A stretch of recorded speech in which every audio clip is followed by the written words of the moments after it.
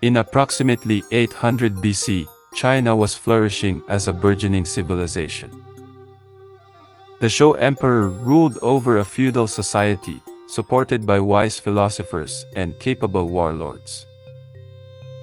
However, within a single generation, those same advisors turned against the throne and against one another in a bid to establish dominance for their own philosophies and ways of life.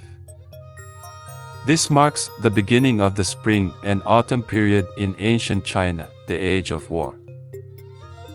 Spring and Autumn Story of China is a 4X strategy game where you take control of one of the prominent states of feudal China. Your mission is to explore new territories, expand your borders, develop groundbreaking advancements, strengthen your economy, and bring honor to your house. Ultimately, your objective is to lay the foundation for the first true dynasty in Chinese history.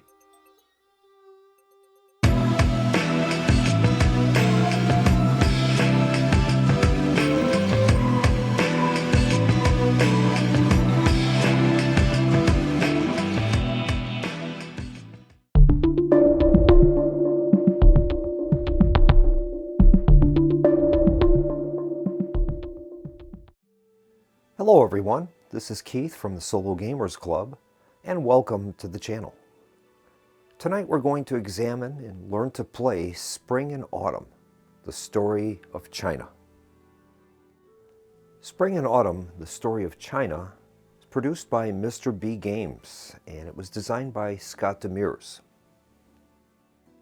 Spring and Autumn is a 4X civilization game in which we're going to take control of one of the preeminent states of feudal China, where we're going to explore the land, expand our borders, research powerful advancements, build our economy, and bring honor to our house.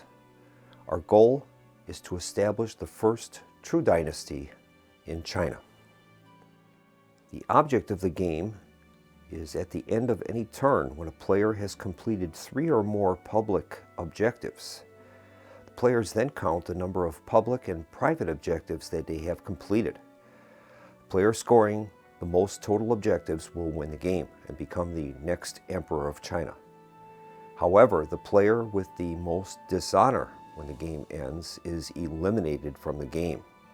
So you cannot take too much dishonor during your quest to become the emperor. You will be disqualified. We'll begin by examining the game's components, and we'll start out with the game board. Game board is a beautiful representation of ancient China, featuring the major rivers, the Yangtze and Yellow Rivers, and 3 sea areas, East China Sea, the Yellow Sea, and the Gulf of Chile. First type of province on the game board is home areas. And those are the starting locations for the players and AI players. They're identified with the name of the faction printed in the faction's color. Then we have valleys. Valley areas have a green background and 1 or more settlement locations. The controlling player may construct 1 building on each settlement within the region. The control of valleys is a possible public objective. Then we have mountain areas. Mountain areas have a beige background and at least 1 mine location. They may also contain 1 or more settlements. Players may place 1 building on each settlement and mine, but only after the player has researched the mining advancement. The control of mountains is a possible public objective. Mountains have no impact on movement or combat. Then we have seas. The map contains 3 sea regions: East China Sea, Yellow Sea, and the Gulf of Chile. For game purposes, seas are identical to river segments. Units in these locations may be supplied when an adjacent land area is supplied for movement. Then we have rivers. There are two rivers, the Yangtze and the Yellow rivers, which are separated into segments. These are displayed with rapids graphics. Units in these locations may be supplied when an adjacent land area is supplied for movement. Then we have barbarian locations. Barbarian tribes are displayed by squares and are considered outside of China. Once a player has researched the Great Wall technology, they may use a build action to place a wall segment on a border to block barbarian invasion. And then finally we have palace areas. Palace areas contain the player's palace. At the start of the game, the player's palace area is its home area, but it can be moved during the game. Palaces are considered to have a fortification present in that location. The game includes one special area, and that's the Xiao area, and that is the location of the current emperor's palace. Xiao is not a playable location, but the existing emperor does retain some of his power, and that location may end up to be a possible public objective. Next, we'll examine the cards that come with the game. The first deck of cards is the World Events deck. Moving units introduces chaos into the world. After all movement and combat for the supply action is completed, the top card of the World Events deck is revealed and placed in the discard pile. The chaos marker on the dragon track is moved as indicated by the chaos number shown in the upper right corner of the card. If the chaos marker does not enter the fireball space on the dragon track, no world event is triggered. However, if the chaos marker does enter the fireball space, the revealed world event will occur. The card is then read aloud, and each card will describe the reward that is received by the winning bidder. Each player will then secretly place an amount of honor that they wish to wager for the card, and the largest amount will win the card, placing it near their player board. The winning player will discard the spent honor tokens to the supply. The chaos marker will then be moved down the dragon track equal to the honor spent by the winning bidder. Then we have treaty cards. During a player's action, players with units and or ownership tokens adjacent to each other may exchange one treaty. If the players agree, each will take the other's offered treaty and place it near their player board. Treaties provide benefits to each player during the upkeep phase. Then we have philosophy cards. A player earns philosophy cards by building shrines. To use a philosophy, the player must place one honor token from their stockpile or one random dishonor token from the pool. Each philosophy can be activated once per turn. Then we have the aforementioned public objectives. The deck contains the public objectives that will be used during the endgame procedure. A new card is revealed during the upkeep phase unless the game and conditions have been engaged. At the start of the game, each team will also receive 5 private objectives. Those are going to be kept hidden from the other players. The player will attempt to complete these objectives in order to increase their score at the end of the game. Now we'll switch to the game components, and we'll begin with the player boards. Each player has a player board in their assigned color.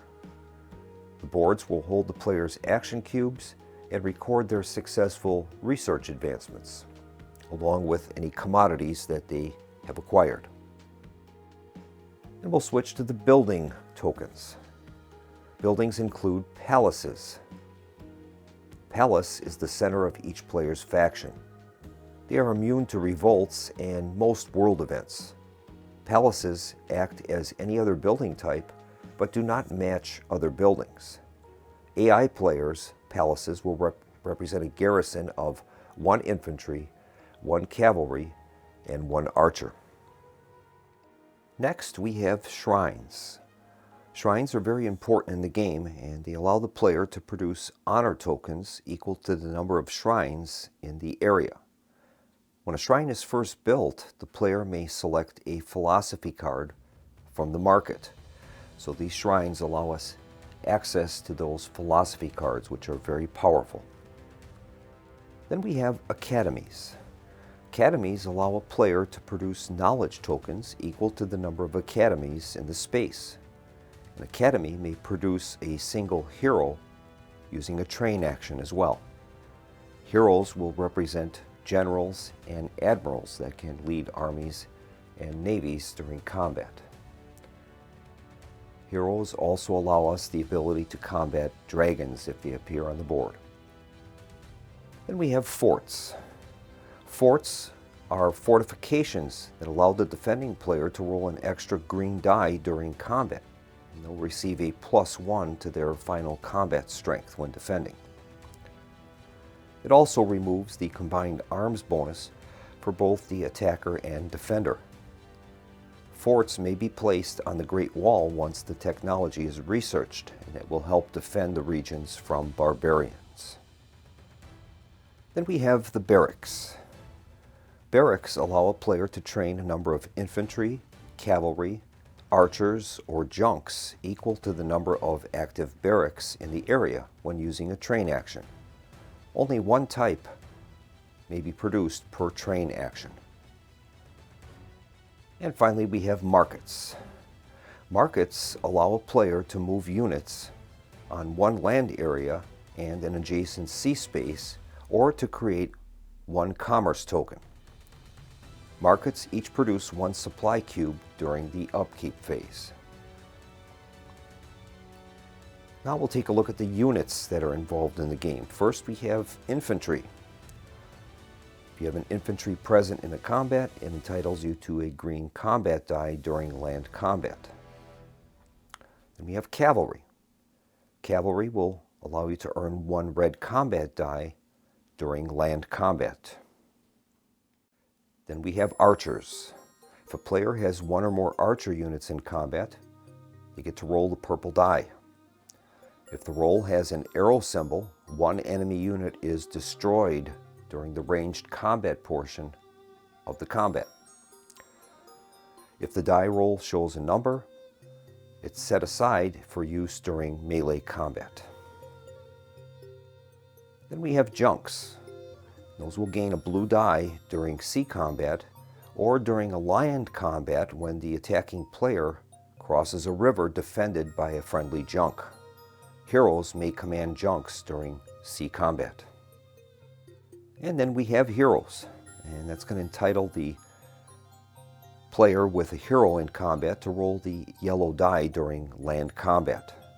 That can give some combat benefits to the side with a hero.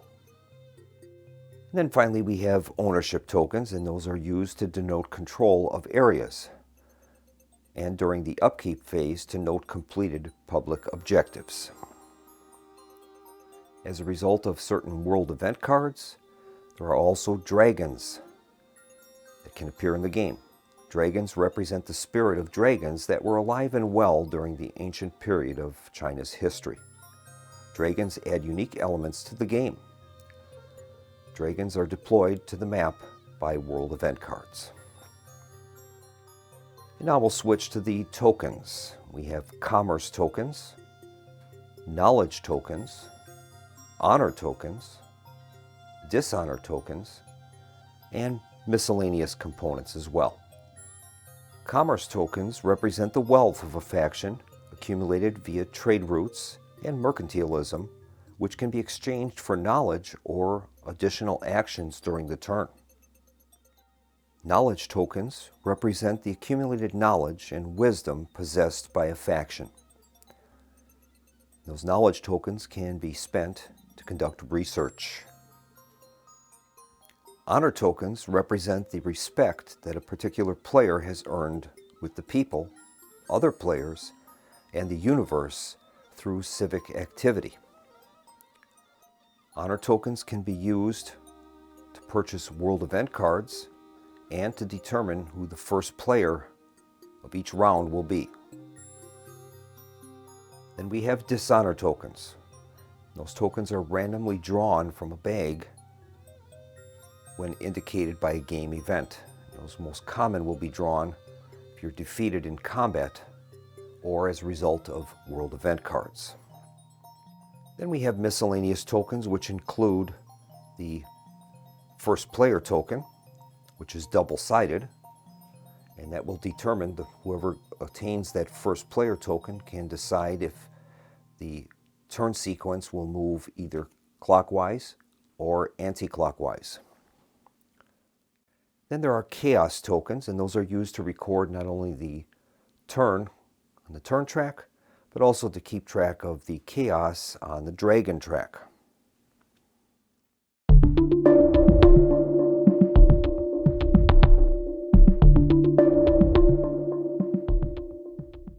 All right, now we're going to go through the setup of the game for solo play. We begin by referencing the game setup on page 3.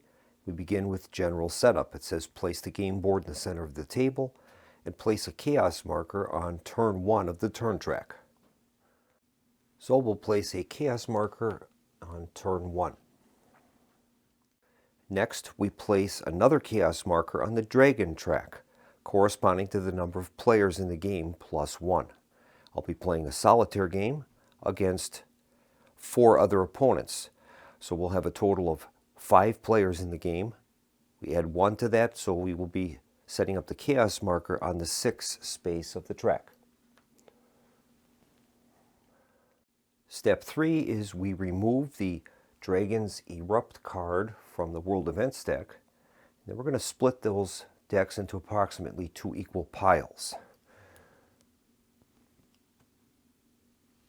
Then we're going to insert that Dragon's Erupt card into the first pile, and we're going to shuffle that into the deck.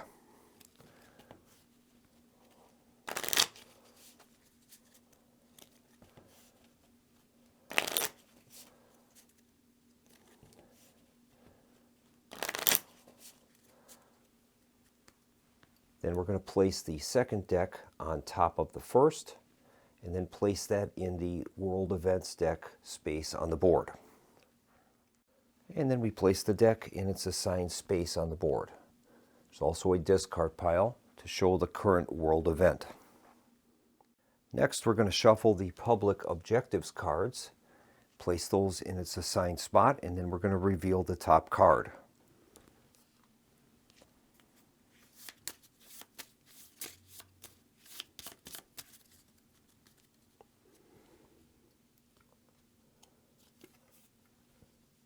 Top card is revealed to be productivity.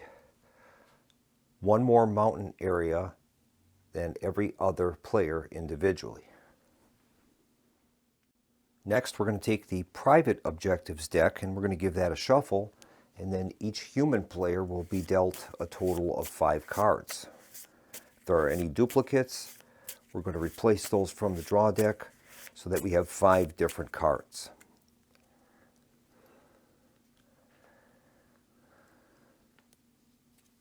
First card is development. Next is militarist. Third card is focused. Fourth card is educated. And the fifth card is variety. So we don't have any duplicate cards. So those will be our 5 private objectives. Next, we're supposed to place all dice, buildings, honor, knowledge, and commerce tokens and dishonor tokens near the board in a common pool so that everyone can reach them. I've decided to place them into a Plano tray. So we've got our military units and our commodities in separate trays. I've decided to place the dishonor tokens into a red draw bag. I've placed the barbarian tokens into a blue draw bag and the kingdom tokens into a black draw bag. Now we're going to randomly draw barbarian token and place it face down on each of the 5 barbarian entry locations.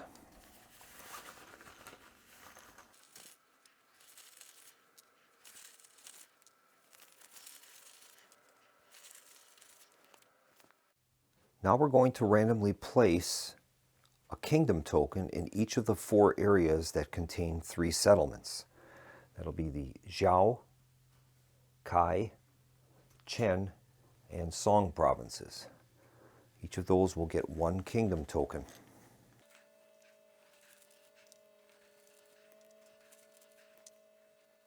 Let me place an additional 2 tokens in the Zhao province. And this represents the Zhao Emperor's remaining holdings. He's pretty much lost almost all of his power, but he does retain a little bit of his potency in these kingdom tokens.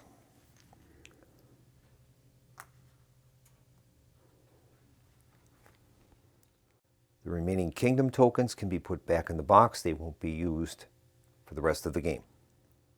Now we're going to shuffle all of the non-starter philosophy cards in the philosophy deck. Non-starter cards are cards that don't have the start card designation in the lower right-hand corner. Those will be temporarily removed. We're going to shuffle this deck, place it in its appropriate space, and then we're going to reveal the starting 4 philosophies by turning over 4 cards. We have Become One, Confucianism, Cosmic Accord, Confucianism, Attune with the Way, Taoism, and Old Rites, Confucianism. That completes the general setup, and now we're going to do our player-specific setup. We begin our player setup by randomly selecting a player board, and we'll take our matching ownership markers, units, tokens, and treaty cards, and action cubes. I've randomly selected the Jin faction. So we're going to gain our red treaty cards, the 5 starting private objectives that we drew, and then we're going to place some action tokens on our spaces, 1 on each of honor, research, train, and supply. And we'll place a neutral colored in the build area. Next, we're going to randomly determine the first player for the first turn. Easiest way is to take a colored cube of each faction, and then we will just randomize those in our hand and draw 1 out, and that will be the starting faction. And we have drawn the yellow player. So the yellow player will get the first player marker. Now the yellow player is an AI player. So what will happen is we're going to randomly take this token and give it a flip, and that will determine whether it's going to be clockwise from that player or counterclockwise. Here's the flip, and we've got a clockwise. So the clockwise will be played from starting with the yellow player. Now we're going to take the starting philosophy cards that we set aside earlier. We're going to give those a shuffle, and each human player will draw 1 card to start the game with. And we have drawn Good Hunting. May build on a mine without researching the mining advancement. That's shamanism. Rest of the cards will be placed back in the box. They won't be needed. Each human player will now place an academy, a market, and a shrine in their starting province on the settlement areas listed within the province. We have a total of 4 of them. 1 of them is open at the present. Then we're going to place our palace token anywhere in the province that is not a settlement. And finally, each human player will gain 1 junk and 1 infantry, which we will place in the province. The junks are in port. And And that completes the human portion of the setup. Then we turn to page 16 in the rule book, and that is the AI players and solitaire play setup portion. It reads, for a richer experience with fewer players, including solitaire play, Spring and Autumn Story of China uses a system by which less than 5 players can still enjoy the full grandeur of the game. The game includes an AI deck of cards to play the factions not selected by humans. The player or players decide which faction they will play, and then any number of unselected factions can be played by the game system using these AI rules, and that's what we'll do. We're instructed to follow all of the normal setup rules as noted, except as noted in this section. AI players will start with 1 junk, 2 infantry, and no buildings in their home areas other than their palace. And we're going to use the AI side of the palace token to show an infantry, cavalry, and archer unit. So in the Qi province, we place a 2 yellow infantry, a junk, and their palace using the AI palace side of the token. We'll do the same for the other factions as well. So all the other factions have been set up accordingly. The AI players will only be using the top portion of each of their displays. And then it says it's marked AI player only. We're going to place a colored cube on each of the AI players' spaces of the advancement and supply roles. And then 1 honor token will also be placed on each player board. The grudge space will remain empty for the moment. So each faction has been given a colored cube in their advancements and supplies area, along with 1 honor token. The AI section of each player board includes a grudge space for each faction.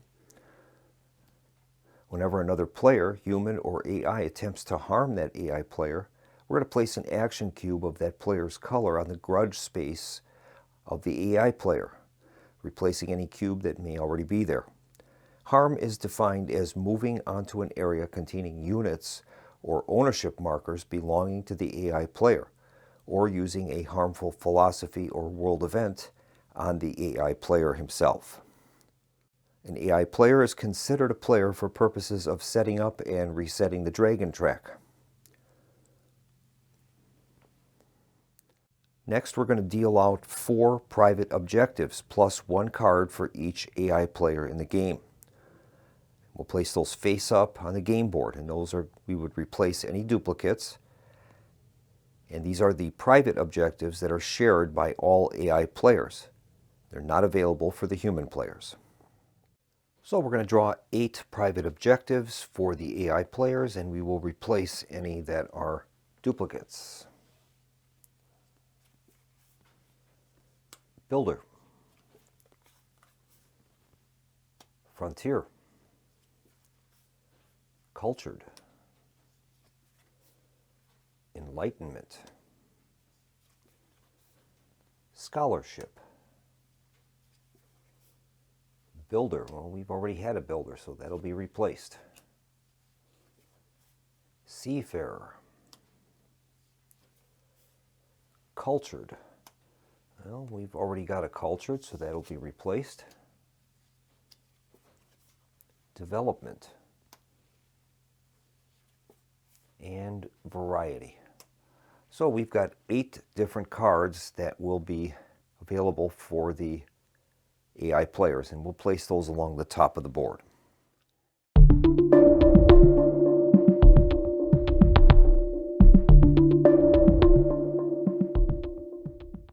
We shuffle our AI deck, and for the purposes of turn order, we're considered to be player 1. So our board would be up here. Player 2, player 3, player 4, and player 5. We know from the setup that the Qi player, the yellow, is going to be the first player, and it will proceed in a clockwise fashion. So it'll be Qi, and then us, Qin, Wu, and Chu in that order. Our next portion of the turn is the action phase. The most honorable phase was accomplished during setup. So normally that is done by the player that has the most honor tokens. If tied, we randomly determine who is the most honorable. Normally, to begin the action phase for an AI player, we would turn over an AI card and read the production portion of the card. However, all AI players begin the game with their turn 1 benefits. No card is revealed on the first round of turn 1 to determine the AI player's production. The AI deck is shuffled each time it is depleted, and the benefits that the AI player may receive are as follows, and there is a table of what each of those benefits means in game terms. So normally, if this wasn't the first round of the first turn of the game, we would be flipping an AI card and applying that to, in this case, the first player, which is the Chi player. And we would be looking down on the whatever turn it is. In this case, it's turn 1, so there isn't a column for that, but in turns 2 to 3, they would gain all of these benefits: +1 honor, +1 knowledge, +1 advancement, 1 supply, and +1 unit: archer, cavalry, infantry, and junk. And those would be deployed to the board. After their production phase in round 1, we would move on to the round 1 production phase of the next player. But in this case, since this is the first turn, we don't draw a card for them. Their production is considered to be done already. So we'll reshuffle this deck. We would move on then in turn order to the next player. In this case, it is us. So we would take our action. The action is very simple. We would select one of the cubes in these actions areas, place that on a corresponding building within our area, and resolve the action. So the first thing we'd like to do is examine the first public objective. We have to complete 3 public objectives in order to set off the endgame condition. First one that is available is productivity. We have to own more mountain areas than every other player individually. So we want to focus on obtaining mountain areas, it looks like. Then examining our private objectives, we're going to try to find a pattern that we can use that will try to fulfill both the public and private objectives. Now we have educated, research 7+ advancements from 5 different categories. Development, research all construction advancements. Military, research all military advancements. Focused, own 3+ philosophy cards of the same philosophy type. And variety, own philosophy cards from 3+ philosophy types. Okay, so we're going to try to put that into the mix and see if we can come up with something that will fulfill all of those criteria. Now, obviously, research would be very important for us to be able to fulfill many of our private objectives. So a research action would definitely be in order. So I think to begin, we are going to start out with a build action. And that is going to allow us to build any type of structure that we choose to in our home province. We have 1 settlement area available. Now, each type of building produces a certain effect for us during the game. As an example, if we were to build a shrine, when we build that shrine is first built, we can select a philosophy card from the market. And there would be 4 philosophy cards available at the beginning of each turn. During the upkeep phase, any that are removed are replaced. So we're going to do a build action. We're going to take our build cube from the display, and then we're going to select which building we want to build, and I'm going to build a shrine. So we're going to place that cube on top of that shrine, and that action is going to allow us to take one of the philosophy cards that are available. Now, one of our private objectives is focused. Own 3+ plus philosophy cards of the same philosophy type. Now we have 3 of them out here. It's Confucianism. So it might be good for us to take one of those. And I think what we will do is take the Old Rights card. It gives us +2 honor when it is activated. So we will add that to our total of philosophies. That's going to be our first action. Then we would go down in order, activating each of the AI players. Now this is still the first round, so first round is a production round for each of the AI players. So each of those would be getting their starting equipment that they had at the beginning of the game, and we would move to round 2 now of the starting player. And now we determine whether they're going to be doing movement or not. First step is to determine if that active player has supply available, and in this case they do. So they're going to be rolling a yellow die, and if the result is a plus or 2 pluses result, they will attempt to make a movement on the board. Here's the roll. And they rolled a plus. So what will happen is we're going to remove that supply token from them, and they're going to activate a province that they control. Now the yellow player only has 1 province that can be activated with that supply. So it'll definitely be the Qi province. We would count the number of active AI players' movement eligible units in each area, and the area with the highest count, greater than 0, is supplied for the movement. If the areas were tied, we would break that randomly. So we're going to reveal an AI card, and we're going to consult the priorities list at the top of the card to determine where we're going to move. So with that card, it is the Way of the Tiger. It would begin with enemies or barbarians. And we proceed down from top to bottom on the card. So the enemies or barbarians result is areas containing any number of enemy units, buildings, or barbarians. Players with a treaty with the AI player are not enemies.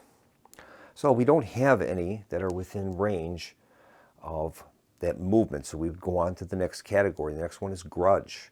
Well, the Qi player does not have any grudge players currently listed. So we would continue on. It would be unclaimed objectives. And that would be areas listed as an objective on the revealed objective card that the AI player does not already control. So in this case, the AI card would indicate that we want to move to an unclaimed objective. The objective is productivity, and that is to own mountain areas, more of them than the other players individually. So we would have to see if we can reach a mountain area with the units we have. In this case, the Qi player is not within range of any mountain areas. So we would move on to the next priority, and that's the most settlements and mines. And that is listed as the areas with the most settlements and mines, regardless of the presence of buildings.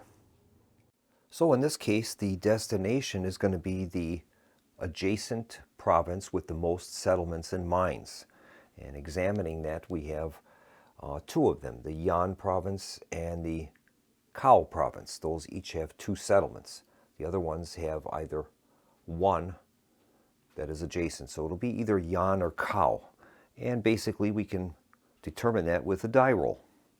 So we'll take a die roll and we'll determine which province will be the target province. So we'll make a roll. We'll have the green die be the Yan province and the blue die be the Cao province. Higher roll is a 4, and that's the green die. So our target will be the Yan province. And what we're going to do now is we would begin by moving the junks first. Now we have a junk in port, and that will be able to move out to either the river segment adjacent to Qi or the Gulf of Qi. I think we'll move it into the river segment. And we move our land units, and we move all of them except for 1. We have to leave 1 behind, but in this case, the palace is there, so that is considered to be garrisoned, and we're going to move the 2 infantry units into the Yan province. So there are no military units in that Yan province, so we're going to place a control marker there for yellow, and they've taken control of the Yan province.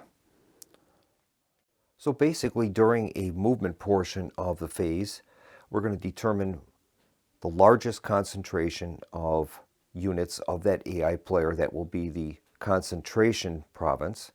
And then we would determine the target based upon the criteria at the top of the card.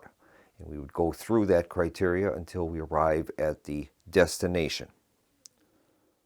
Now, as movement occurred during the turn, that causes chaos in the land. So we're going to flip over the top world event card, and we're going to advance the chaos marker on the dragon track, the according number indicated on the top right portion of the card. So in this case, we have Peasant Revolt, and that would select an area to revolt. If that card was activated, that's what would happen. We would go into a bidding sequence and determine who was going to purchase that world event, and then would be able to activate that portion of the card. In this case, it has a chaos value of 2. So the chaos marker on the dragon track will advance 2 points.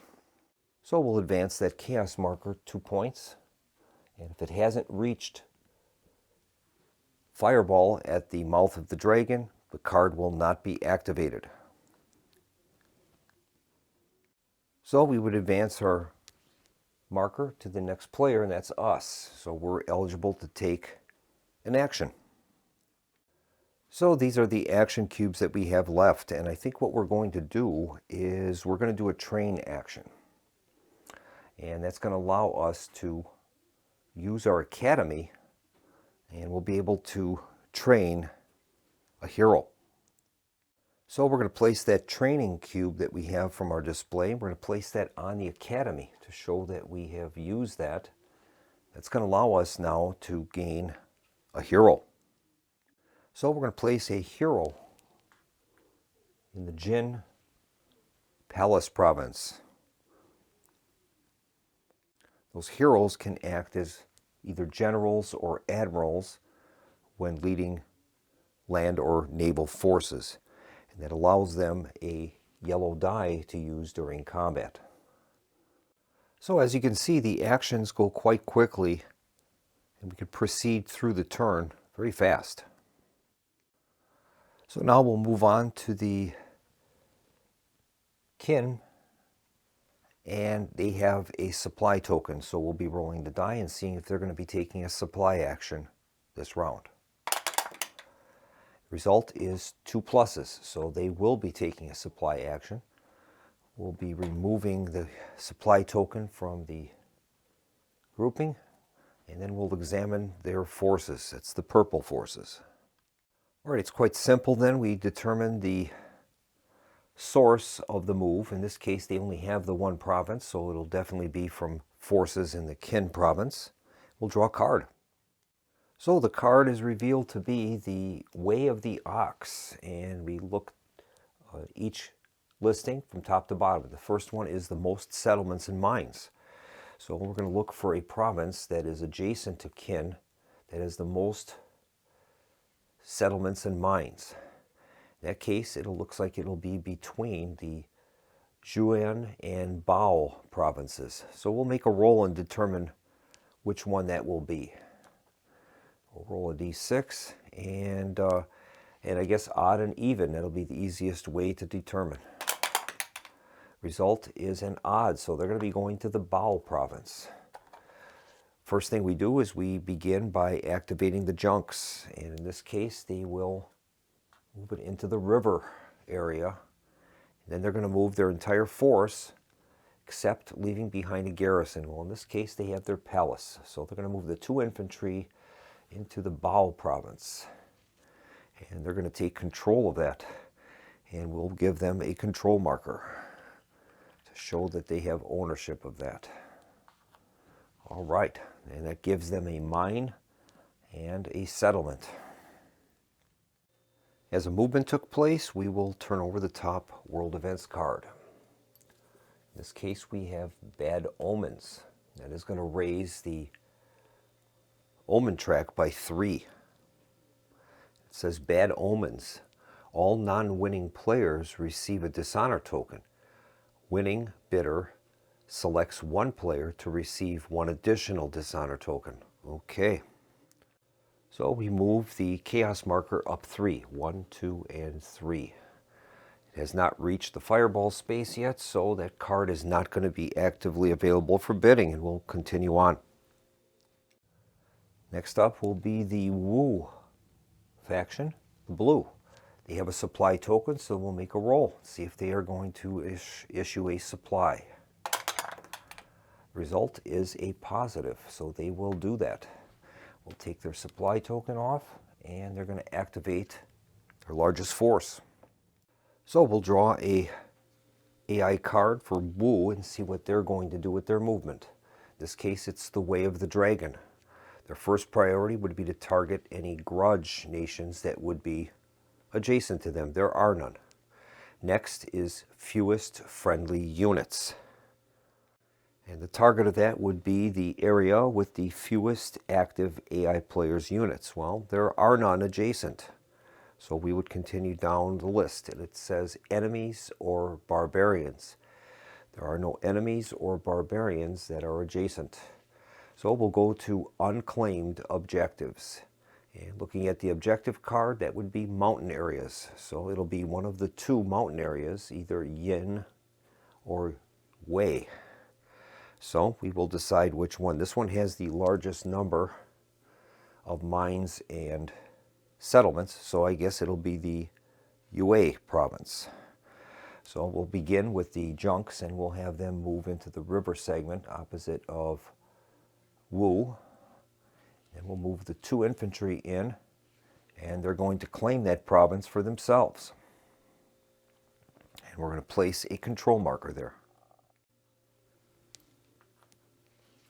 And that'll complete Wu's activation. We'll move on to the next grouping. And we'll continue on. This time it is the Chu faction. And they have a supply token, so we'll make the roll and see if they are going to activate for movement. Result is a plus, so they are also going to activate, remove their supply token, and then we will activate the Chu province. So the Chu provincial province is the only one that can be activated, so we will draw a card and see what their target will be. This is Way of the Dog. They would begin with a grudge nation. There are no grudge nations. Then it would be the most settlements and mines. So we will determine which adjacent province has the most adjacent settlements and mines. And that looks like it's going to be the Deng province. So they're going to begin by moving their junks into the river space. They'll activate both of their infantry units, moving them into the Deng province, and we're going to give them control marker. All right. And we'll draw our world event card. This time it is Disavow. Discard one of your philosophy cards and select a new one from the available philosophy cards. This has a chaos value of 3. So we advance our chaos marker 3 points. 1, 2, and 3. All right. And so we would continue on in sequence, and this is the Qi faction. Now they don't have any supplies, so they're going to pass. And it will move on to the next grouping, and that will be us. We'll activate for an action. And the action tokens we have left are honor, research, and a supply. And I think we're going to use our honor action. So we're going to use that honor token and apply that to a shrine. So we're going to place that honor cube on a shrine that we have, and then we would gain 1 honor token for each shrine that we have in the area. Now this shrine is currently under construction, so we wouldn't get credit for that. So we're going to gain 1 honor token for our shrine. And we store any of those commodity tokens at the top of the display, so we'll place our honor token in that area. Now all of the AI players have no supply left, so they're all going to pass. So we will continue to take our actions accordingly. And I think our next one will be a research action. So we're going to use that research cube, and we can place that on either an academy that we have or on our palace, which can act as a wild card. And in this case, we've already used our academy, so we're going to place it on the palace. And that will entitle us to gain a research token. So that's going to gain us a research token. Now we have a choice here. We can either keep the research token or we can spend it on one of these level 1 advancements. And we'll take a closer look at those possible advancements. And I think we're going to exchange that research token for an advancement. And I'm going to select printing. Paper making. Now that has an unlock symbol on it. That will unlock another cube. In this case, receive the second research cube during upkeep. So that's great. So then in our upkeep phase, we're going to have 2 cubes here in research.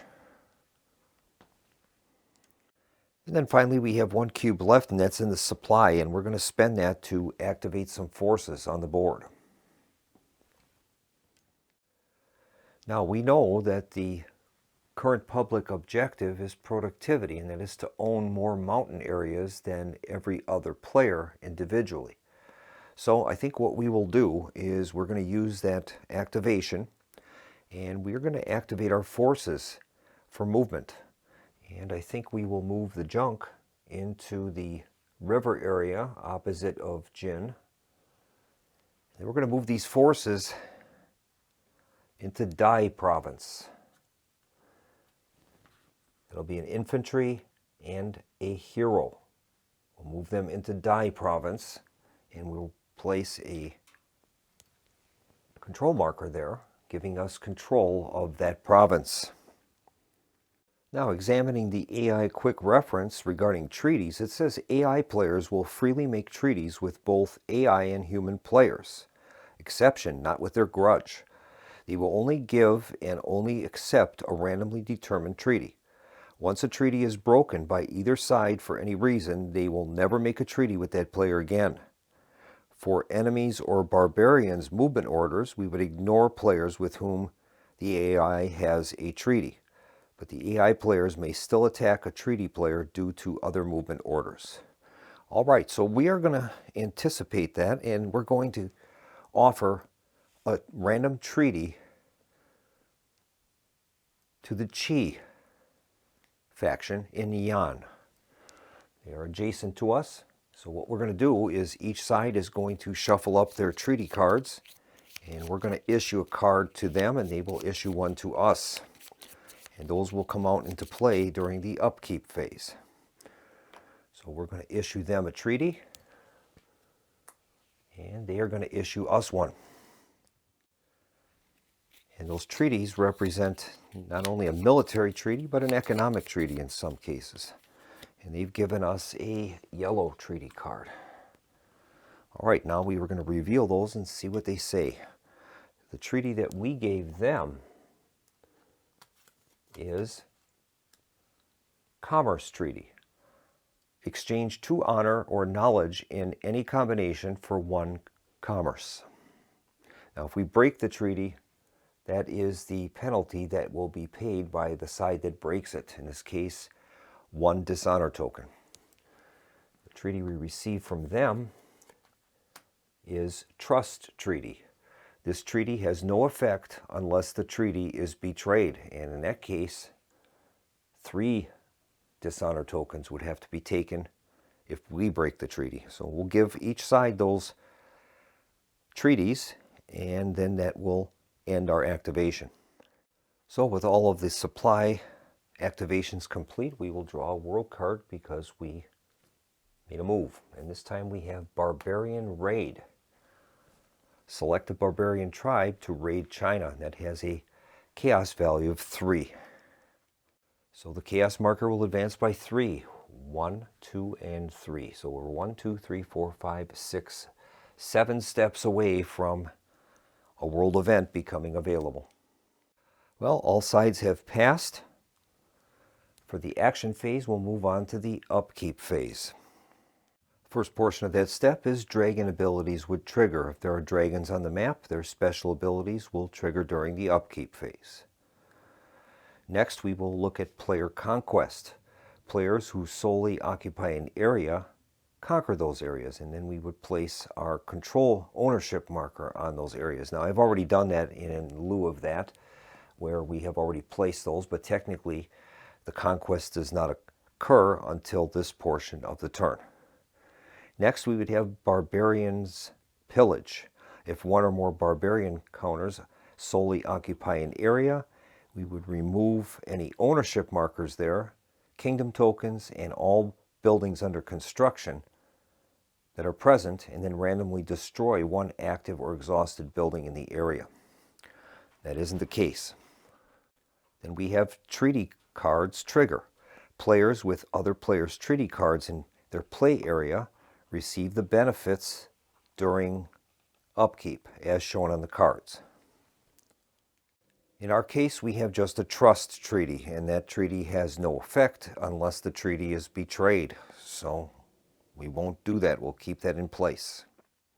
In the case of the chief action, they have a commerce treaty with us. It says exchange 2 honor or knowledge in any combination for 1 commerce. And in this case, they don't have enough to make the exchange, so they won't do it. But they will maintain the treaty. Next up, the human teams are going to remove their action cubes from the buildings. The buildings are considered active for the next turn. So all of these cubes will come off and be put back on our display. And so we're going to replace those cubes onto our display. And then we would check to see if we have any bonus based on advancements. And we do. We have paper making that is going to unlock our second research cube. So we're going to place another one in research, and that is that locked area. So we have 2 of those now. Then we would refresh our philosophy cards. If we've either turned any of those cards face down or they have honor tokens on them, they would be refreshed and they would be able to be used during the next round. In this case, we haven't used those yet. Next, we refresh the philosophy market.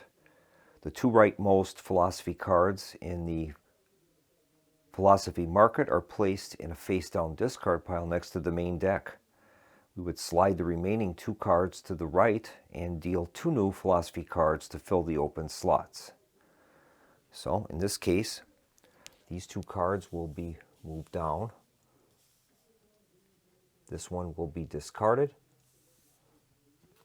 And we're going to replace that with 2 fresh cards. We've got the law is the law, that's legalism. And we have feng shui, Taoism. Then we would do a victory check, and we would review all face-up public objectives. Any player that satisfies the conditions on the card at that moment, place an ownership marker on there. Now, we've only got 1 of them. In order to actually have a chance to bring the game to its victory conditions, we have to have a minimum of 3 cards there, and 1 team would have to fulfill at least 3 of those. In this case, we don't. No one has the 3 public objectives yet. As a part of the victory check segment, if we haven't gone into the victory conditions, we're going to reveal another public objective. And in this case, we have knowledge. Have more knowledge than every other player individually. All right.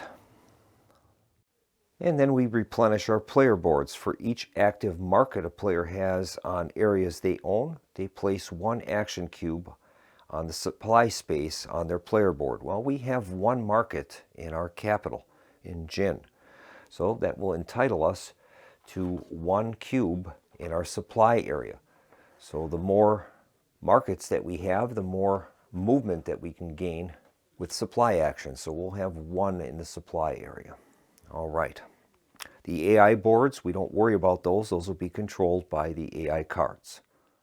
As the game is not ended, then we will advance the chaos marker to turn 2, and we would begin again with another round.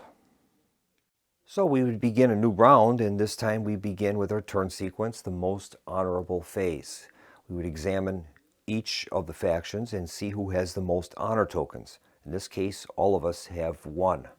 So we will make a random roll to determine who is the most honorable for the turn. And once again, I think the easiest method to, in this case, determine that is we'll put a cube in of each color into a draw container, and we'll randomly select one, and that is going to be the most honorable. And this time we've selected a purple cube, and that's going to be the kin faction. So the kin faction will be our most honorable. We're going to give this token a flip, and then that will determine whether the turn order will go counterclockwise or clockwise. Okay, we'll give that a flip.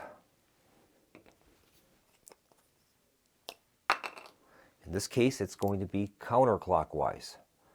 So we'll be starting with the kin, then we would go, and then chi, chu, and wu in that order. And now we'll begin with our action phase, and I'm just going to play through this portion of it so that you can see how the production works in the game for the AI team. We're going to draw an AI card and consult the production values for the kin. In this case, it's turns 2 through 3, and we would read that column. We'll zoom in on that so we can get a closer look at it. Consulting our AI quick reference sheet and the card, we determine now this is turn 2, so we'll be using that column. And then we go through each of the benefits that the kin are going to gain. In this case, +1 honor. Add an honor token to their stockpile, so we're going to gain an honor token. So we'll give them an honor token, that's their second. Next is +1 philosophy. That says claim X number of philosophies from the market as if the AI player had just built X number of shrines. See philosophies below for more information. All right. And for the philosophies, the AI player receives the benefit of philosophies and will use them when advantageous to do so, only if they have 1 or more honor tokens to spend. When AI players claim philosophy, they will select one that satisfies a face-up AI player objective card. An example, if variety is face-up, the AI player will select different types of philosophies until they have 3 of different colors. Okay, so let's take a look at those that are available. So these are the different philosophies that are available. And examining the face-up private objectives, we determine that they have variety. Own philosophy cards from 3 different philosophy types. So it would probably be in order to take something that is going to be the most useful for the kin and still maintaining some of that ability to fulfill those private objectives. So in this case, I think they will choose, they're going to select the law is the law. That's legalism, cancel an activated philosophy advantage. So they'll take that one. Then next, continuing, it says +2 advancements. So we're going to move their advancement token up by 2. So we'll move their advancement cube up 2. They're up to 3 right now. Now basically what this represents is that they have made 3 advancements in the game. And they're of a generic variety. So whenever we need to fulfill any of the private objectives where it says, as an example, research all naval advancements, we know there's 4 naval advancements. So as long as we have at least 4 in that category, they're considered to have fulfilled that seafarer private objective. Next in the list is one supply, so we're going to give them one supply cube. And we'll give purple a supply cube. And then finally, plus one unit, and that's going to be cavalry, infantry, an archer, and a junk. All right. So for plus X units, it says place units on the AI Palace area starting on the top of the list. Place one of each listed unit type and continue down the list until you have placed the indicated number of total units. If all units of a listed type are already on the map, then ignore that unit and continue to the next listed unit. If you reach the bottom of the list, return to the top of the list and repeat until all units are placed. All right, in this case, it's plus one unit, cavalry, infantry, archer, and junk. So we'll place those in the Palace province. We have a cavalry, infantry, archer, and a junk. And the junks always start in port. We move them out per the movement schedule as we shown before. And this is basically how the game is played. I'm probably going to end the video here. We haven't gotten to combat yet, but I'm going to go through that when we do an actual proper playthrough of the game. This was meant as an introduction for the viewers to see if this is basically a game that you might be interested in acquiring.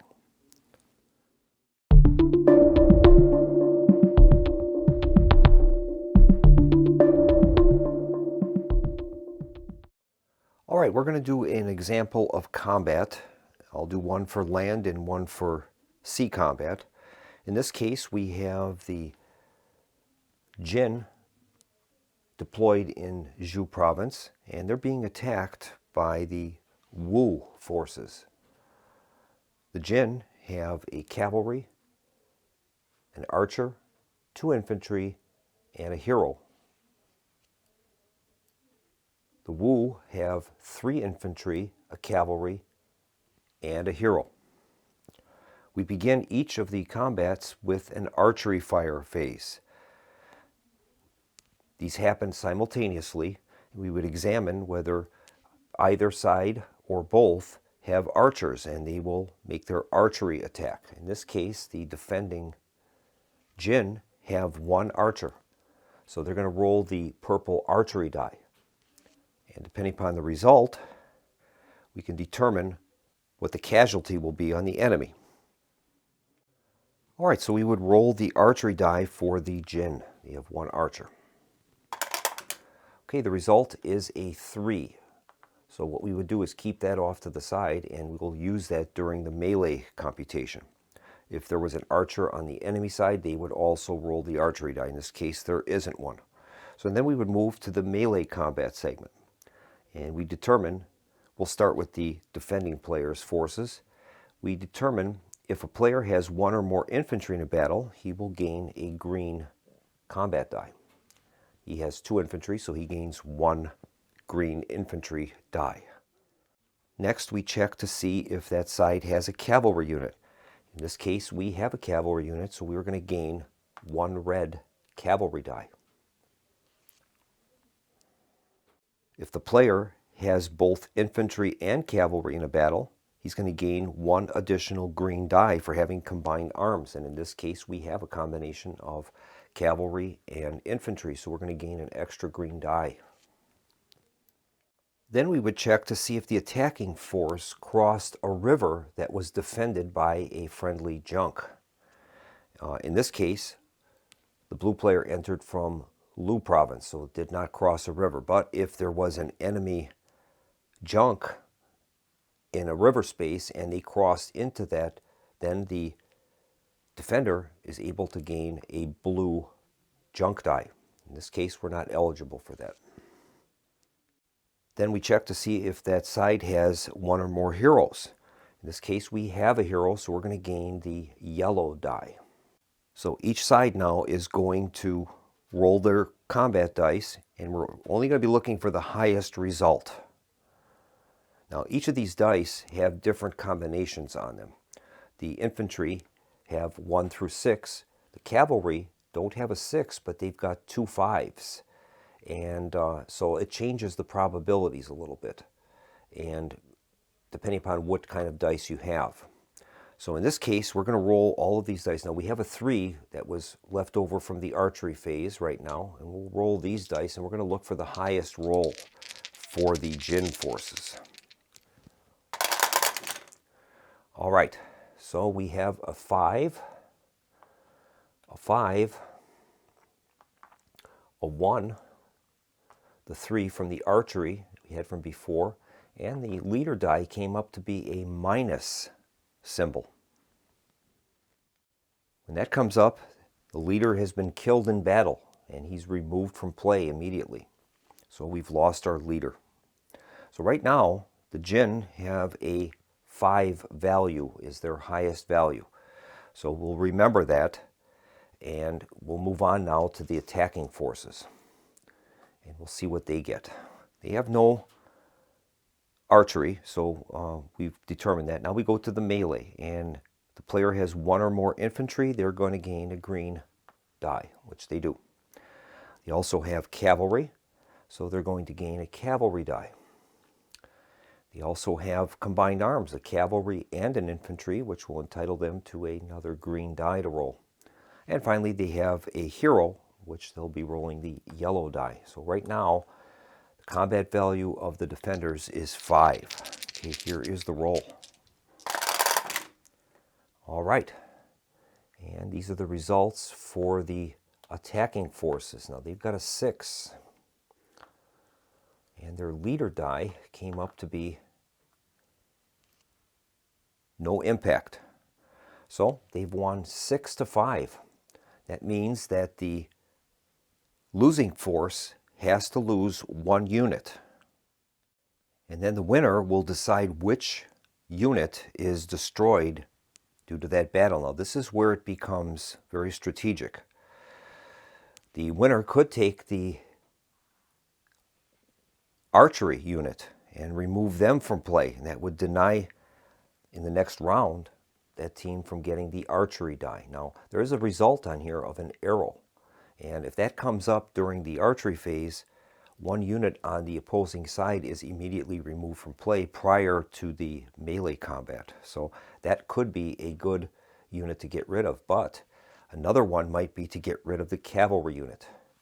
If we get rid of the cavalry unit, we're going to lose the red die that we'd be entitled to and the bonus die for combined arms. So I think in this case, the blue player is going to choose the cavalry unit as the casualty.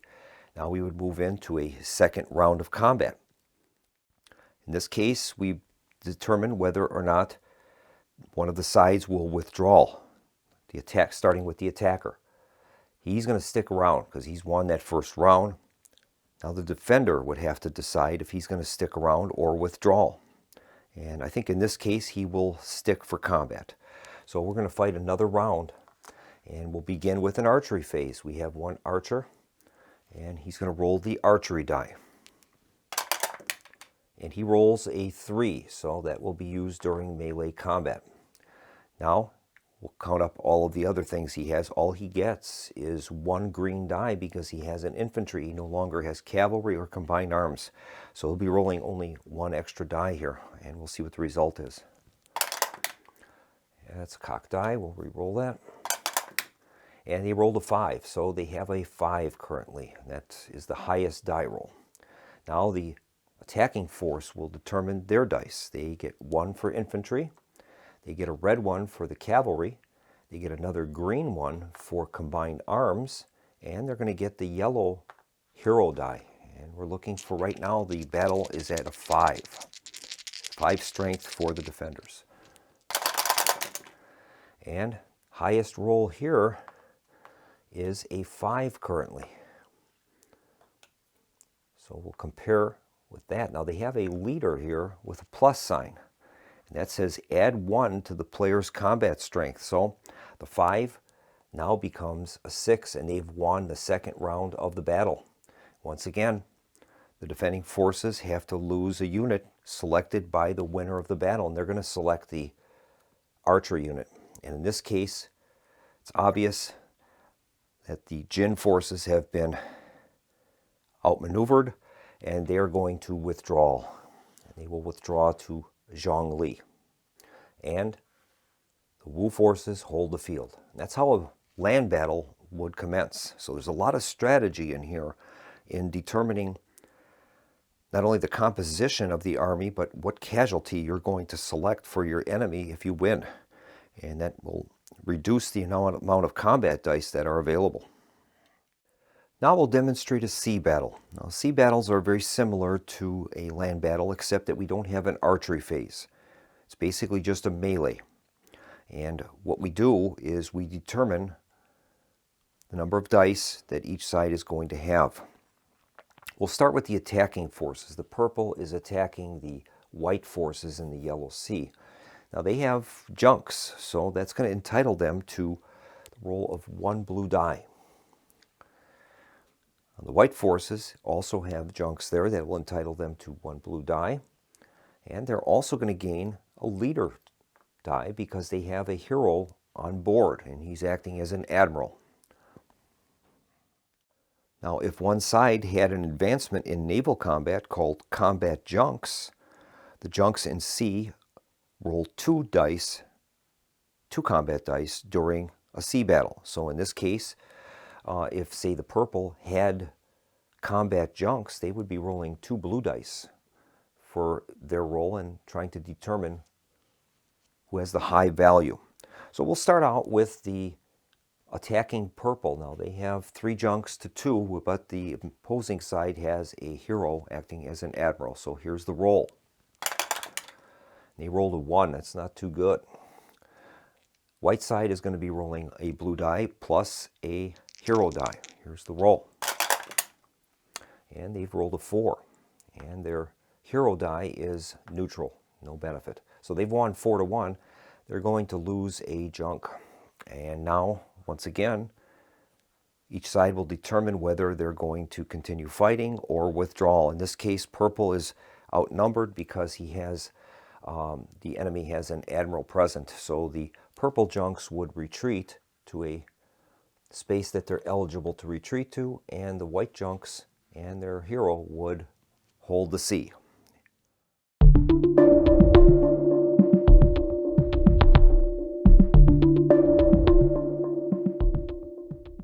Now, another thing I should mention is the power of naval forces. They have extra powers that other units don't have. And in this case, you'll notice that purple has 2 infantry units in Bao province, and they've got 3 junks that are in these river segments that are contiguous. What you can do is, if the forces in Bao were activated with a supply action, they can move in one movement through these consecutive river spaces and perform an amphibious invasion. As an example, these forces normally have a movement value of 1. When they move 1 space, they're flipped to their exhausted side and they can't move any further during the turn. But what you can do is use the naval vessels that you have and move them along consecutive areas, in this case, say, to attack Deng province. It expands your movement abilities quite a bit. So that's an extra function of the naval forces. Now, cavalry units have a supply level of 2. They can move, and where these forces would be exhausted, cavalry force is not exhausted till it performs its second movement. So that extends the range of those cavalry forces quite a bit. It's just an extra power, though, that naval forces have over other forces. Now, the last thing I should talk about is Mr. B Games does offer a set of models. Instead of using these cardboard models, they actually have, or chits, they actually have plastic models in different styles for the academy, the market, shrines, palaces, fortifications, etc., and also including military units. So that would definitely brighten the game up. Now, I chose not to purchase the model pack. Basically, it was a cost situation. The models costed more than the base game, so I chose not to purchase the models at this time. I'll bring up a picture of what the models look like so you can see them. That's from Mr. B's website.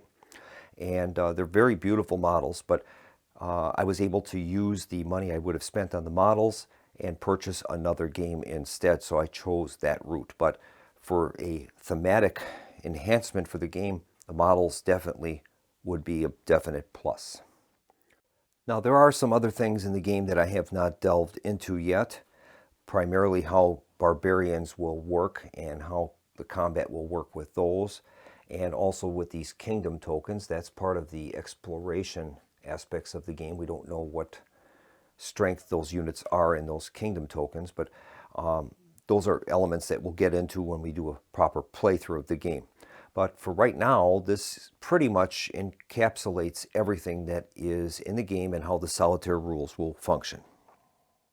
I have to say I'm very pleased with the game. I like the components. I like the artwork, especially on the cards, is fantastic. Definite kudos to the artist that was involved in this. And I really like the artificial intelligence aspects of the game. This allows us to play basically a 5-player game, and the AI is controlled with that AI deck. And I think it's quite masterful how the designer has utilized that in independently controlling the different various factions that are not human controlled. And I think that is going to make for a very interesting game for us. So I hope you enjoyed this preview video of Spring and Autumn Story of China. I'm very pleased with the game, and I'm looking forward to bringing you a complete playthrough of the game in the future. So in the meantime, this is Keith from the Solo Gamers Club signing off and wishing everyone a pleasant evening. Good night.